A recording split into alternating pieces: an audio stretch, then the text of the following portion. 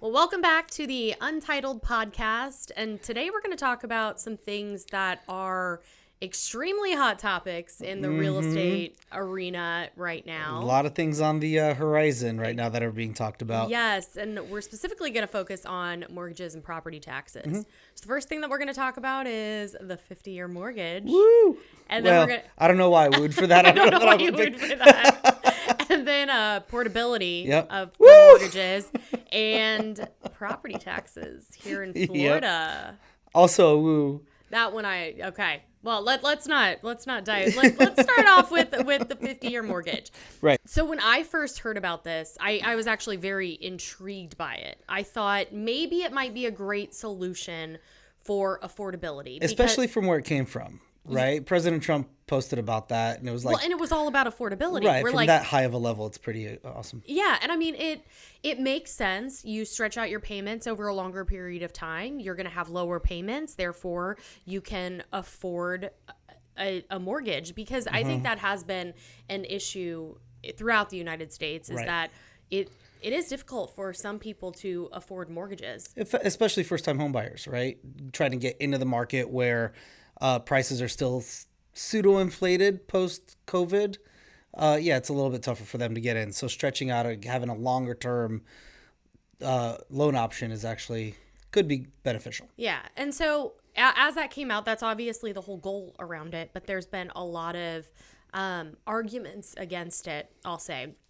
And the most popular one that I have seen, and I really wanted to talk about it on this podcast because I think it's actually a really weak argument, is the fact that people are saying, well, if you have a 50-year mortgage, you're not going to be able to pay it off. You're going to basically die with debt still to your name, and now your family's going to have to pay it off. And I think that one's, I understand where it came from, because, hey, if you're, in your 30s and you purchase a home, you're going to be in your 80s before you own it free and clear. But you could say the same thing about a 20-year mortgage. You could say the same thing about a 30-year mortgage, because if you're in a 30-year mortgage and let's say you're in your mid 60s, you're looking at, you're staring down the barrel of the same gun. Right. You may or may not get it paid off in your lifetime. Right. And so I think that that argument, which is the number one argument I'm seeing against it, is actually probably the weakest argument against a 50-year mortgage. But the things I think people aren't focusing on are people are excited about the affordability, but who does it actually benefit to have a 50-year mortgage? The banks. The banks. The lender, whoever's giving you the money for 50 years. Obviously, they're taking on quite a bit of a risk having a loan stretched out that far, but they stand to make almost double in interest just over that extra 10 or 20-year span. Yeah, It's pretty amazing. You did the numbers on it, and you were talking about, well, first of all, let's talk about just the interest, and then we're going to talk about the principal and equity. Right. So the interest, you pulled the numbers on it. He did everything based off of a $500,000 purchase price, 6.5% interest rate, and over 30 years and 50 years. Correct. So what was the difference in interest over that time? It's pretty substantial. And I don't know the exact number, but on the 30-year note, it was in the ballpark of $680,000 in interest. On the 50-year note, it was almost $1.2 million. Like that is almost It's absurd. double. It's absurd. That's almost double in not even double the time. Yeah. Well, especially when you think about people stay in their homes for, what's the average time span? 7 to 10 years. I did an amortization schedule on it as well. And on the 30-year note, you would have paid off almost $80,000 on your principal. On the 50-year note, it's $19,000.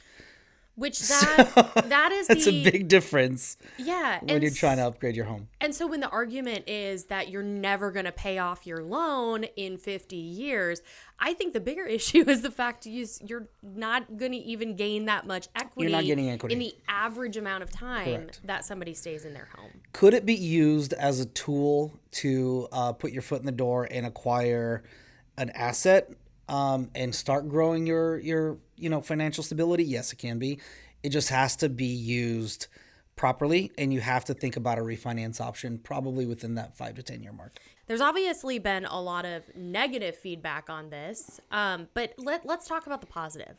Like, you can use it as a tool. I absolutely don't suggest if it does come about, it's going to help affordability. You're going to be able to afford a larger home because your payments are going to be, but they only are going to be marginally smaller. I mean, the difference between a 30 and a 50 on the $500,000 that you said, it's about a $300 swing. I think it was 360, yeah, 350.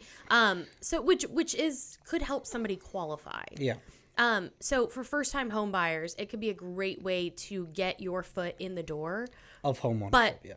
But with that said, you can't, if you're using it for that, you absolutely should not go in and be like, oh, great, now I can afford a $750,000 home, because now you're just adding to the credit issue. Right. But it could be a great tool for you to be able to get in the door, start building some equity, because even if you do sell it in 10 years, right, you've built that $19,000 plus 2 to 3%. Overall, there's positives, there's negatives. Where do you stand? What's your opinion? Like, do you think it's a good idea? Do you think it's not? I don't think it's a good idea. I do not think that having your biggest asset, having a debt spread out that far, I just don't think it's a good idea. Yeah, I think my bigger concern, it can help with affordability, but my bigger concern, I think, is just putting consumers further into debt. I agree. It's just, they're going to, because people don't, unfortunately, look at it and be like, oh, great, affordability. Now I can buy that, $400,000 house I want. They look at it and say, ooh, I can afford more, and now I can upgrade to that 600. Exactly. And that's going to hurt consumers in the long run. Correct. Okay, now there was another announcement that came out that potentially could be coming down the pipeline, and that is being able to port your mortgage over. Portability of mortgages. Now, this one I am excited about quite a bit, actually. Okay. I am going to pass it to him because as much time as I've spent in the real estate industry, you were a lender for years. Yes. Not commercial side, but you were still a lender, and you understand this arena a little bit better than I do. So tell us what this is all about. There's not much to say.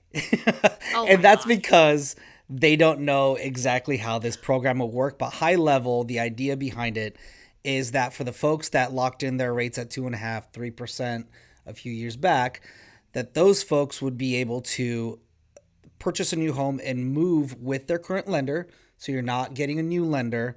Your current lender would go along with you. Your current rate would go with you, and your term. So I would imagine it's going to be similar to how a 1031 exchange works, where it's a kind for kind type of an exchange.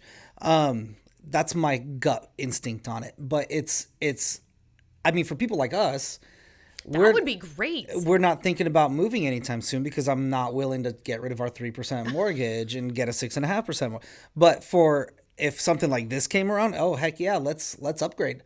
Let's go to a bigger. So I think the whole idea behind it is that it will unlock kind of the mobility of people being able to move out of their rates or out of their current homes and keep their rates, because that's why we kind of have a bit of a there's a bit of a stall in the market nationwide because people are waiting for rates to come back down, which here's the unfortunate, honest truth. They're not going to. Not anytime soon. We may see slight dips in rate, but the average rate over the last 30 years is what, like 8% or something like that? Yeah. So it's foolish of us to think that rates are going to come back down to, those 3% again. It's just we're just not going to see it. There's not a single lender that I've talked to that is anticipating that anywhere in the near future. No, but being able to hold on to that you locked it in, like, man, I know you sent it to me and you were like, we're moving. And I'm like,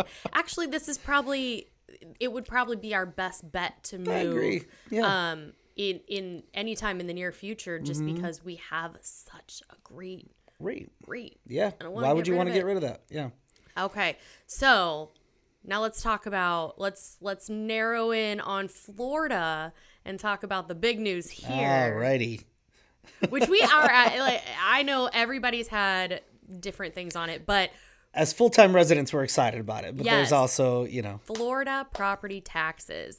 So DeSantis has, I think I did read an article that he actually is putting it on the ballot. It's on the ballot for next year. So I will be voting yes. Is to remove property taxes. He believes that the government, if you truly own your home, that the government should not, if you're paying on it, you don't truly own your home, right? Correct. I heard that once. That somebody was talking about.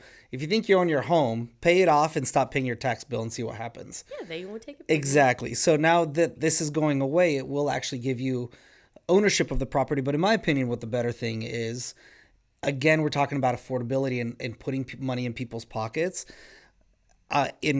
Where we live, our taxes could be anywhere from $6,000 to $10,000 a year. I know in New Jersey they're in the $40,000-$50,000. I mean, crazy. But here, if that goes away, that's adding immediately $300 a month in people's pockets. That's a big deal for a family. Which makes it makes it more affordable to purchase a home that meets their needs. Absolutely. But they're not just going to get rid of it. No. They are going to, because that was the big thing. People are like, well, where are we going to get the money now? Yeah. They're going to put it into sales tax. Correct. Which makes sense. Makes sense. Yeah. So many, I haven't done the numbers, and I could just be totally wrong on this, but I would venture to say that tourism is one of the biggest industries Bar none. in Florida. Bar none. I mean, you've got the Panhandle, Destin, and everything up there. You've got Tampa. You've got Orlando, Disney and all that. Disney, Universal. You've got Space Coast, Miami, Fort Lauderdale, and even here in Cape Coral. Yeah. Cape Coral, we've got snowbird season comes around. Correct. It's already here. The bars are packed. Costco is packed. Parking lot is driving me crazy. But so much of our revenue comes from tourism, so why not charge a little bit more on that? Yeah, kind of share the load a little bit. Yeah. For getting to enjoy the state. I totally agree with that. Yeah, and it shouldn't be. And I think that's one of the arguments is that, well, all that money is going into, infrastructure and things that it's not just residents that enjoy or are Correct. getting the use of. It's everybody that's here in Florida. Correct. So it kind of makes sense to have that transition a little bit. And that's something to talk about specifically about the property tax. I don't think we touched base on is it's being talked about being available only to full-time residents. Only full-time. So homesteaded homes here in the state of Florida. For investment properties and part-time properties, it will not be available. Yeah, because we're spending money every day down here, so it makes sense for us. Absolutely. But of course, there's been backlash on this. Like, there's plenty of people that are opposed to it. But I think the people that have the backlash, like the headlines that I'm seeing, I'm like, stop fear-mongering. They literally said, Cape Coral is going to lose 40% of its revenue. Duh. Yes, like is it from property taxes? And I'm like, well, yes, I think we all kind of understand that, but it's going to be made up for on the back end with the sales tax. It's not just they're not just abolishing property taxes. No, and I would honestly challenge somebody to point to a neighborhood in Florida that won't lose 40% of their tax revenue from this. Yeah, it's not just Cape Coral. It's not just Cape Coral, so it's not like the article that we saw was like, Cape Coral's good. It's like, calm down. It'll be made up somewhere else. I'm confident in that. Everywhere in Florida is going to be like that because it's a law that's being passed to help residents. Okay, and that is, I will play a little bit of a devil's advocate. Ooh, I love devil's advocate. Let's go. Because it is going to help residents. It's going to help affordability for residents. It's going to be great for us. But I wonder, do you think that the move to do it is more out of they could make more money raising the sales tax than by property taxes? It's the government, of course.